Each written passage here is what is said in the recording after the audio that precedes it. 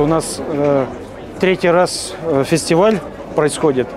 И мы сегодня такой вывод делаем, что он состоялся лучшим образом сегодня. Почему? Потому что эффект его сегодня тронул всю республику. У нас же сегодня патриотическое тоже самое главное. Что патриотическое сегодня? Ты должен любить свою малую родину и большую родину.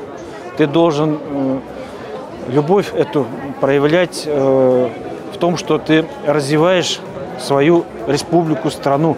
Ну вот и настал тот самый долгожданный день, когда Мусустар объединил в себе самых активных, самых творческих ребят со всей республики.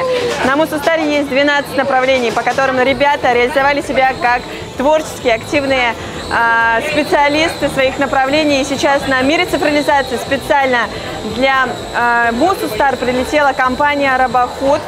Сейчас мы познакомим нас с Варварой, которая объяснит и расскажет, чем представляется себе эта специальность. Здравствуйте, Варвара. Расскажите, пожалуйста, что представляет собой данная конструкция, как она работает и каким способом вы ей управляете?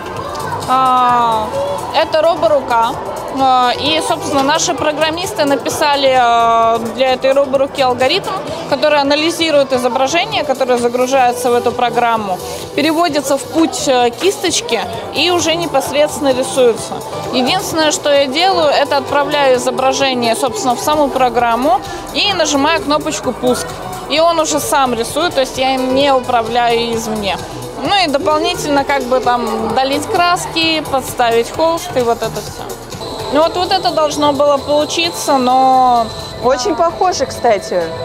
Но единственный момент, проблема в том, что из-за того, что плоскость холста очень маленькая, точность передачи, естественно, уменьшается.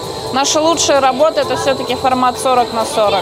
Наши друзья из Якутии пригласили наш проект, собственно, на Мусустар, потому что посчитали то, что мы делаем, весьма интересным и полезным для общества.